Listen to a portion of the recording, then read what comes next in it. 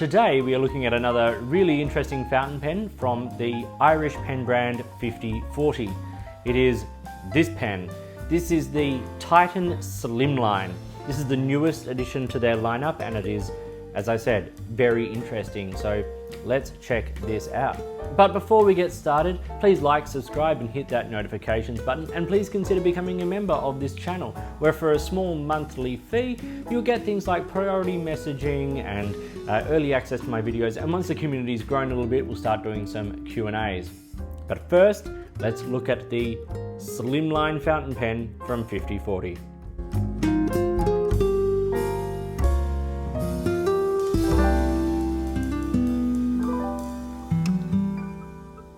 So this is how the pen comes packaged. It's very cool, nice sort of a industrial sort of design, like a power tool or, you know, high quality sound engineering gear, that kind of thing.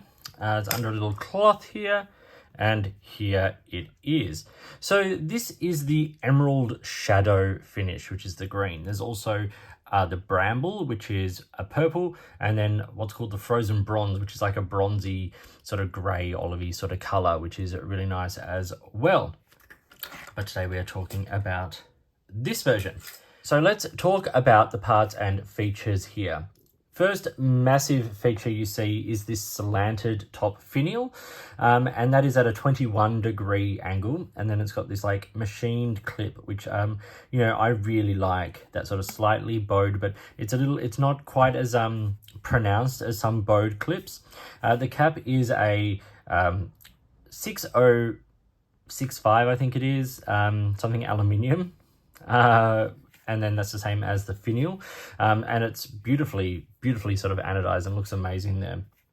And that swells up, and then we get a little step down onto the machined acrylic barrel, and then that tapers ever so slightly down towards the end, where we get the end finial, and also inside the guts of this Titan filling system. Now the Titan filling system is in effect a bulk filler, and it is Roy's design over there at 50/40. Okay, so what I'm going to do is I'll cut this into the review. This is how the filling system works. So this is before I have filled it, before I've been running with it. I just wanted to show how it works and do a quick inking of it. Basically, unscrew the knob on the end there. What that does is you've got another little sort of a screw and sort of piston on the end there. You pull that up and then you keep turning that knob. You can see it engaging here. Keep turning that and it will lock into place in this back piston, and then that operates like a syringe up and down to, you know, pull ink up into the pen like that. And when you're cleaning it, you can flush it through, but you pull that ink up like that once it's in an ink bottle, and then you turn that back to disconnect it from that piston, and then you put that back down, and then you screw that back down in. Now that will close off the section in the feed, so if you're traveling or anything like that, there's not going to be less chance of it leaking on a plane or something like that. So you do need to just leave that a little bit open sometimes when you're writing, just to let ink flow naturally from the reservoir into the grip and the section and the feed down to the nib. But generally speaking, that is how the system operates. It's a bulk filling system. It operates like a syringe. It's very clean. It's very simple, and the 50/40 model of it is incredibly nice. There's no fancy like latching systems or anything like that. It just does what it's supposed to do. Now the mechanism here is made from, the rear mechanism is made from titanium and PEEK, and the rod is stainless steel.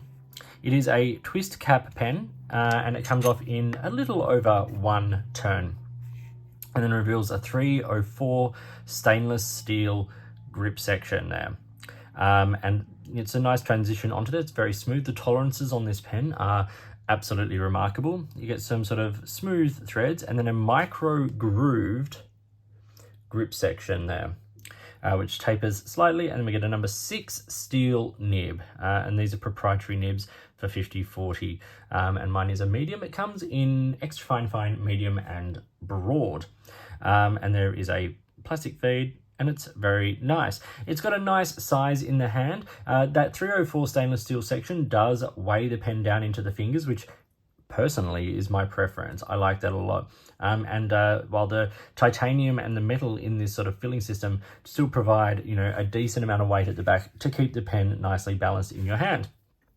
It does post, and it posts quite securely. It's quite long, and also just that where my hand sits, the cap just sits ever so slightly, like the edge of the cap ever so slightly on my hand there. So I generally write with this unposted. It's a very nicely balanced, weighted pen in that format. I think this is a very beautiful pen. I think it combines the nice features of both the Titan pen, the full-size version, and the pocket fountain pen from 50/40. I'll show them both in the size comparison, but I think, you know, the addition of the clip, the slightly narrower form, and of course for me, the number 6 size nib are big advantages, while still maintaining that high ink capacity filling system, and then of course the beautiful finishing and quality of the workmanship that goes into the design and manufacturing of this pen. And speaking of size comparison, here it is alongside the Titan, the Pocket, and of course the Lamy Safari. You can see it's about the same length as the Titan, like end to end, but because that's slanted you know, finial there, it feels a tiny bit shorter, and you can see it's just slightly narrower ever so slightly as well. But you can see, you know, with things like the slanted cap there, and that sort of the profile of the clip is a little flatter than the Pocket, but you can see it's sort of a nice combination of both of those pens there. Uncapped, it's still slightly shorter than the Titan. You can see the little differences in the grip section and just some of the dimensions and things, and of course the number 8 size nib on the Titan versus the number 6 size nib on the SL or Slimline. I think it has a slightly more graceful sort of profile than the Titan model. And also I think, you know, sort of having an accent color makes a nice change there as well. Obviously the Pocket is not designed to be written with in this shorter format. That's designed to be written with posted, which it screws onto the back there. And this is a pen that I really enjoy using, and that makes that a slightly longer pen than the other two, longer there than the Lamy Safari. And then you see with the Titan and the Monster posted, they are comparatively longer there than the Safari, obviously longer than the Pocket. These aren't huge pens. They're good size pens. They're not huge pens. The Titan in the name both refers to the fact that it has you know, substantial sort of size, but more to do with the filling system, that bulk filling system, huge ink capacity, really reliable, and kind of fun to use as well. Specific dimensions of the 50/40 Titan SL or Slimline: it's 143 millimeters when it's capped. It's 133 when it's uncapped, very comfortable, and it's 174 when it's posted. So as I said, it is quite long. Around the middle of the grip section is about 11.5 millimeters, so it's quite comfortable. Like it doesn't feel small in the hand, but as I said, I prefer to write with this unposted. The weight of the pen being 45 grams, 32 in the pen and 13 in the cap. Time for a writing sample now with the 50/40 Titan SL or Slimline. This has a steel number 6 medium nib, and the ink in this is from Montblanc, and it was the only ink that I could ever put into the pen that is this beautifully green and made in Ireland. It is Irish green. Let's do some writing.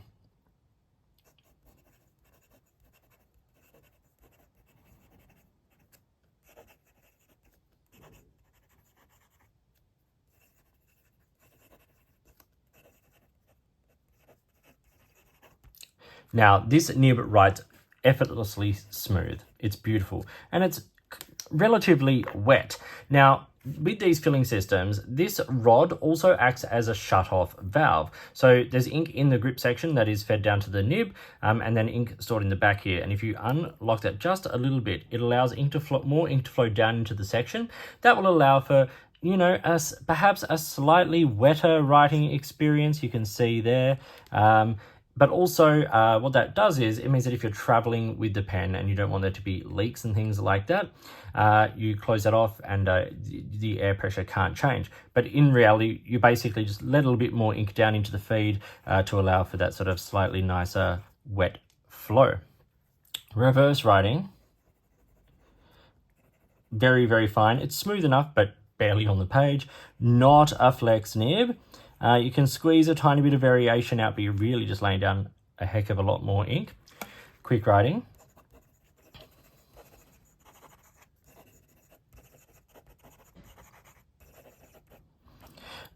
There's no issues here whatsoever. This nib performs absolutely perfectly. One thing you can see is that this opening writing where the shut-off valve had been closed, and it had been closed for a few days because as I've been writing with it, I've just been using the ink through the feed, as opposed to this sort of lower writing sample here, which is a little more, you see a bit more shading, a bit more depth of color. It's just laying down a little bit more ink because it's completely saturated again. But this is a wonderful pen. It's beautiful on the page. It's, you know, it writes so nicely. It's a great everyday writer. And as I said, with that shuttle system, it's a great pen for traveling. Okay, business time. What does this pen cost? I'm giving the price in euros because that's what it is from the 50/40 website. It is €305. Not an inexpensive pen. Lots of engineering, amazing filling system, all that kind of stuff. But for a steel nib, it's not an inexpensive pen. It is a little less expensive than the Titan. And I think this makes this a very attractive pen. The Titan is at the upper end of its price point. This, I feel, is still not inexpensive. It costs €305. But I think you can see where that money is a little more, perhaps, in this pen model.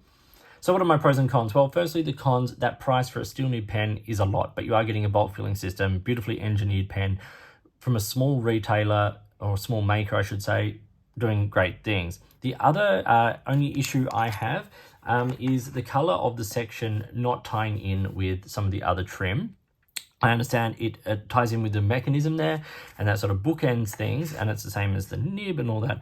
But I think with this beautiful green finish on the pen, it would have been nice to have seen, maybe there will be down the line, pen models from this that incorporate a colored section as well, just for complete balance there. But what are my pros? Firstly, that nib writes beautifully. Yes, it's just a steel nib. It's not made by one of the major manufacturers, but that's okay. It's just a beautiful nib. They do not say who the nibs are made by, so if you ask me, I cannot tell you. It's private information. We all have our theories, but it's private information. I love the fact that this is the best of both worlds between the Titan and the Pocket. I think it's fantastic. I really like the build quality, from the quality of the threads and the filling mechanism to the quality of the anodization and the materials that have been chosen, really fantastic.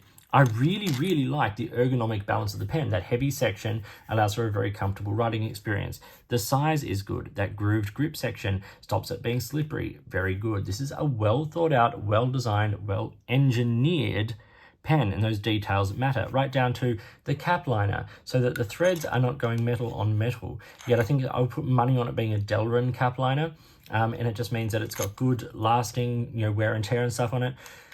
It's great. It's a well-made, well-balanced pen, and with a great filling system that gives a 4 milliliter ink capacity at full. That's a lot of ink. It's going to take you a lot of time to write through this. I half filled this with Irish green, and I'm still working through it after 4 weeks or something. It's a lot of ink. So really, really enjoying it. I think this is a wonderful pen. I think it looks great, and I think 50/40 are continuing to do really cool things.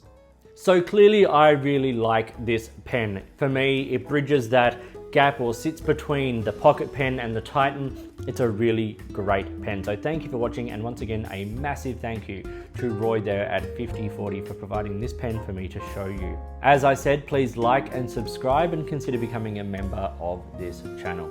In the meantime, enjoy your pens, enjoy writing, and I'll talk to you soon.